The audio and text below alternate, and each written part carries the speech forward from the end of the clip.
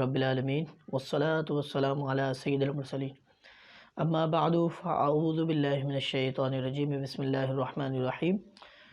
پڑھیے الصلاة والسلام علیکہ یا رسول اللہ وعلی آلک واصحابک یا حبیب اللہ۔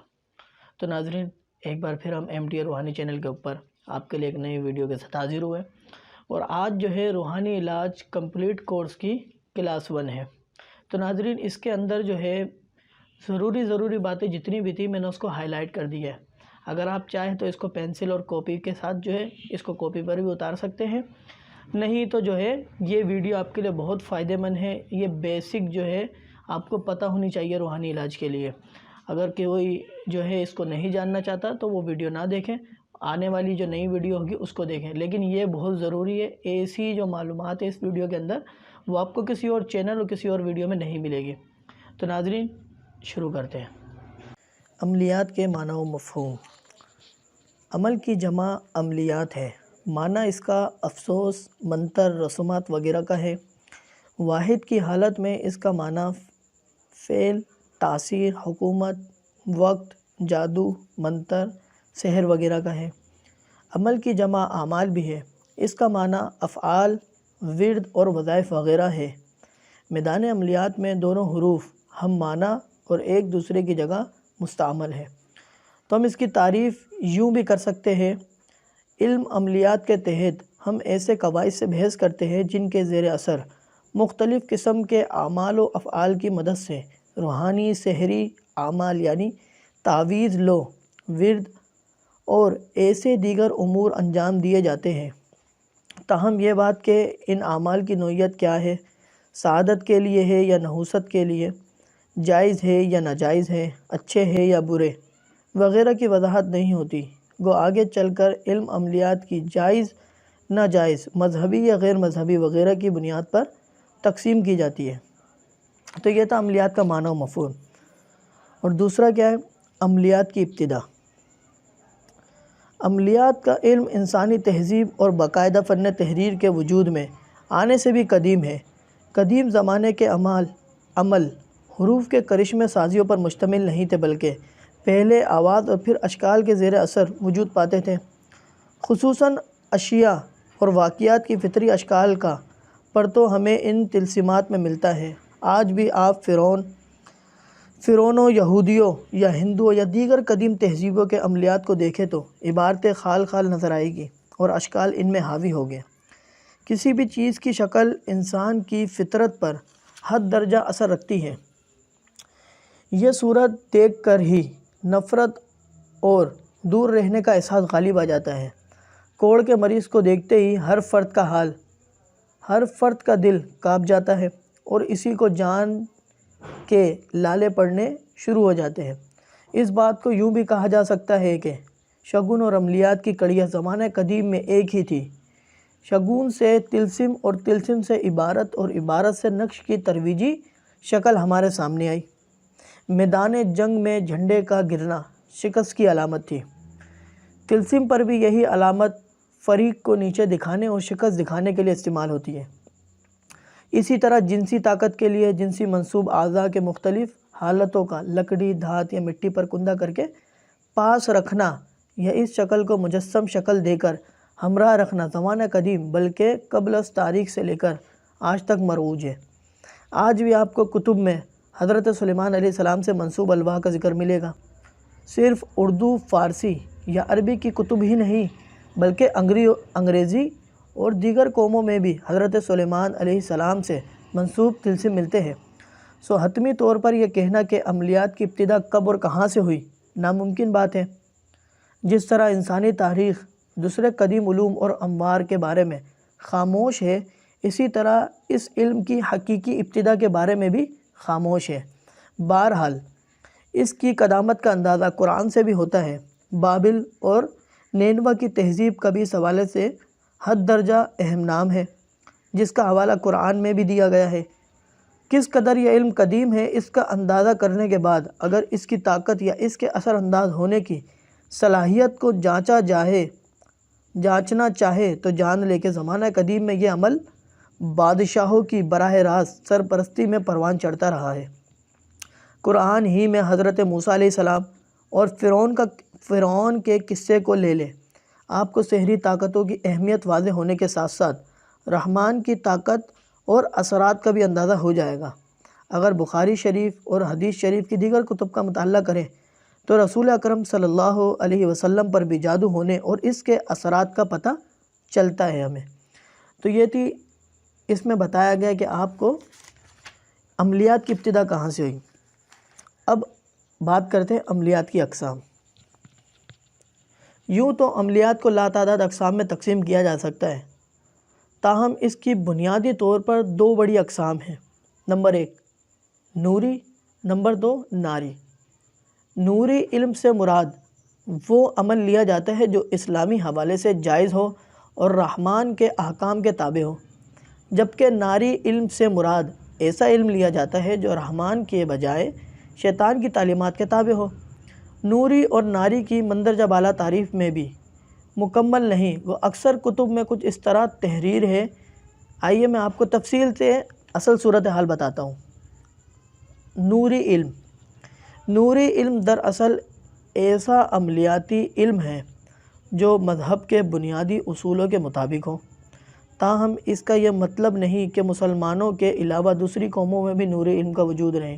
دراصل نوری علم، جس کو انگریزی میں وائٹ میجک بھی کہا جاتا ہے، ایسا علم ہے جو فرد کے مذہب سے مطابقت رکھتا ہو، یعنی اگر ایک فرد مسلمان ہے تو وہ ایسے روحانی علم پر عمل کرے جو اللہ اور رسول کی تعلیم کے برعکس نہ ہو تو نوری کہلائے گا۔ اسی طرح دوسرے مذاہب بھی ہے، ان کے اندر بھی یہ نوری علم ان کے مذہب کے مطابق کہلاتا ہے۔ اب بات کرتے ہیں ناری علم کے بارے میں۔ ناری علم اسی طرح وہ عملیات جو عامل کے مذہب کے تعلیم کے برعکس ہو اور وہ ان پر عمل کرے تو ناری علم، کالے جادو یا بلیک میجک کے تحت آئے گا۔ یعنی ہر مذہب اور قوم کے مطابق عملیات کی دو بڑی اقسام نوری اور ناری ہے۔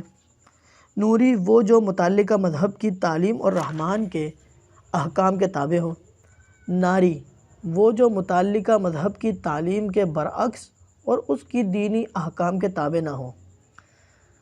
تو آپ کو مسلمانوں کے علاوہ بھی نوری یا ناری علم مل سکتا ہے، مگر دوسرے مذاہب کا علم ہمارے مذہب کے حوالے سے ناری ہی ہوگا اور کالا علم کہلائے گا، جس کی پیروی کرنے والا یا جس پر کسی طور بھی عمل کرنے والا اسلام کے دائرے سے خارج ہو جائے گا۔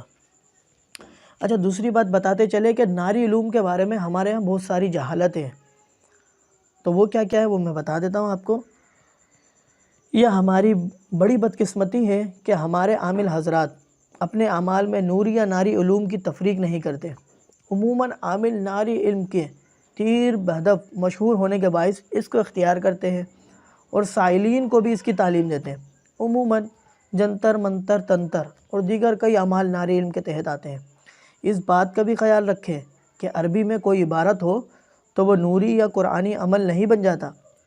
عربی اور عبرانی اور دیگر ملتی جلتی زبانوں میں بھی لاتعداد منتر ہے جو خلاف اسلام ہے۔ قرآن کے عربی زبان میں ہونے سے یہ مطلب نہیں کہ ساری عربی قرآن ہے۔ عربی زبان میں بھی اسی طرح گالیاں جیسے اردو میں ہے، عربی زبان میں بھی ایسی فحش ہے جیسے اردو کے اندر ہے اور دیگر زبانوں کے اندر ہے۔ عربی یا اس سے ملتی جلتی کسی بھی زبان کے عمل کو قرآنی عمل خیال نہ کرے۔ عربی میں غیر اسلامی اور سحری عمل ایک بہت بڑی تعداد میں دستیاب ہے، بلکہ اتنا زیادہ مواد ہے جتنا اردو میں بھی نہیں ہے۔ اردو میں جو بھی مواد آپ کو نظر آ رہا ہے زیادہ تر عربی، عبرانی اور انگلش وغیرہ سے ترجمہ ہو کر آیا ہے۔ خالصتاً اردو مواد بہت کم یا نہ ہونے کے برابر ہے۔ اب یہ بات کرتے ہیں کہ ناری علم سے کیوں بچیں، اس سے کیوں دور ہونا چاہیے۔ حقیقت یہ ہے کہ نوری اعمال میں اللہ کی ذات سے مانگا جاتا ہے، جبکہ ناری اعمال میں شیطان اور اس کے چیلوں سے۔ ناری اعمال کرنے کے لیے کالے علم میں کامیابی کے لیے اللہ کے بجائے شیطان کو رہبر اور رہنما بنانا پڑتا ہے۔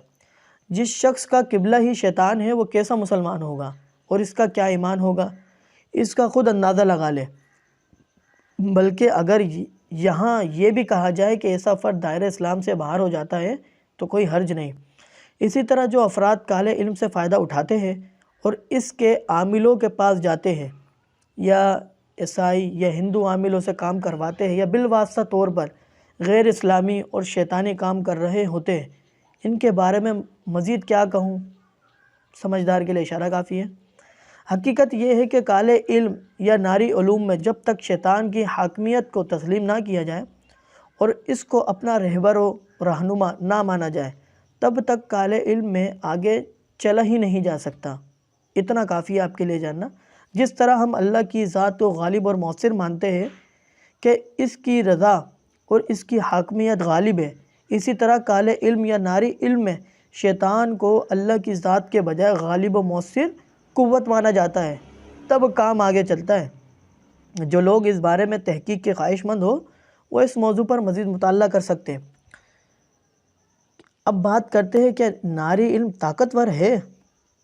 عموماً لوگوں کا ناری علم کی طرف رجحان اس لیے زیادہ ہے کہ وہ خیال کرتے ہیں کہ ناری علم کا اثر نوری علم سے جلد اور لازمی ہوتا ہے، لیکن اللہ کے بندے یہ بھی تو سوچو، اگر ایسا ہے تو کیوں ہے؟ بات مختصر سی ہے، نوری علم میں اللہ سے مانگتے ہیں جبکہ ناری علم میں شیطان سے۔ ایک طرف اللہ کا وعدہ ہے کہ وہ دعا سنتا اور قبول کرتا ہے، تاہم بقول رسول اکرم صلی اللہ علیہ وسلم دعا کی تکمیل اور ظہور کا وقت حکمت الہی پر منحصر ہے۔ دوسری طرف شیطان کا اللہ سے یہ وعدہ ہے کہ وہ اس کے بندوں کو تا قیامت گمراہ کرتا رہے گا۔ بس اس گمراہی کے لیے جیسے ہی اس سے دعا کی جاتی ہے، مانگا جاتا ہے، فوراً کمر بستہ ہو جاتا ہے کہ میں نے یہ کام کر کے اللہ کے اس بندے کو راہ راست سے گمراہ کر کے اپنی طرف متوجہ کرنا ہے۔ اس کے علاوہ شیطان کے سامنے کوئی حکمت نہیں ہوتی اور وہ فوری طور پر اس ذمہ داری کو پورا کرنے کے چکر میں ہوتا ہے۔ بس یہی وجہ ہے کہ نوری کے بجائے ناری بظاہر طاقتور اور تیز اثر محسوس ہوتا ہے، حالانکہ غالب حکم اللہ کا ہے نہ کہ مخلوق کا، چاہے وہ شیطان ہو یا کوئی اور۔ سو یہ بات یاد رکھے، آخری حکم اللہ کا ہے، آخرکار اس ہی کی حکمت نے غالب آنا ہوتا ہے۔ سو ناری عمل وقتی طور پر تو کامیاب ہو سکتا ہے، ہمیشہ کے لیے غلبہ اس کا نہیں ہو سکتا۔ انجام کار اس کو شرمندگی ہی اٹھانا ہوتی ہے۔ سو جلد بازی کے چکر میں اپنے ایمان کو خطرے میں نہ ڈالیے۔ جادو کرنے والے کے بارے میں حضرت امام ابو حنیفہ اور امام مالک اور امام احمد کا فتویٰ یہ ہے کہ وہ کافر ہے۔ اب بات کرتے ہیں علم عملیات کا حصول کیوں؟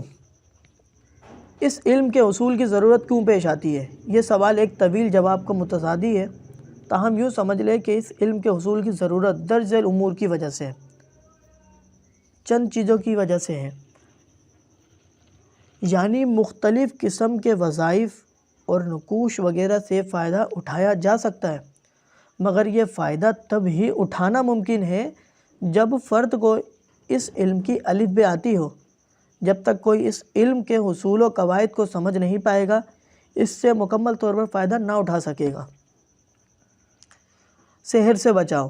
عموماً حاسد اور تنگ نظر لوگ دوسروں کو پریشان کرنے کے لیے مختلف عملیاتی حربے استعمال کرتے ہیں۔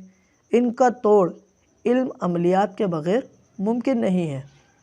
کالے علم کے مقابلے میں وہ لوگ جو ناری اشغال میں ملوث ہوتے ہیں، ان کا مقابلہ کرنے اور ان پر غلبہ حاصل کرنے کے لیے اس علم کو سمجھنا اور اس کے رموز جاننا ضروری ہے۔ علم کا توڑ علم ہی میں پوشیدہ ہے۔ رحمان کو شیطان سے طاقت اور اس کے الہامی کلام کی مدد سے ہی ثابت کیا جا سکتا ہے۔ ناظرین، ابھی تک کے ویڈیو کے اندر ہم نے عملیات کا معنی و مفہوم، عملیات کی ابتدا کہاں سے ہوئی، نوری علم اور ناری علم کے بارے میں جان چکے۔ انشاءاللہ اگلی آنے والی ویڈیو کے اندر بھی ہم ایسی معلومات، ابھی 2 سے 3 ویڈیو جو انٹروڈکشن چلے گا، پھر اس کے بعد ہم آپ کے لیے باقاعدہ تھیوری والی کلاسز بھی اسٹارٹ کریں گے علم الحروف کے اندر۔ تو ناظرین، آپ کو پتہ ہے کہ ایسی معلومات آپ کو کسی اور چینل کے اوپر نہیں ملے گی، اور آپ جانتے ہیں کہ ایک ویڈیو بنانے کے اندر کتنی محنت لگتی ہے، میری بھی میری ٹیم کی بھی۔ تو ناظرین، ویڈیو پسند آئی ہے تو لائک کریں، شیئر کریں، سبسکرائب کریں۔ السلام علیکم ورحمۃ اللہ وبرکاتہ۔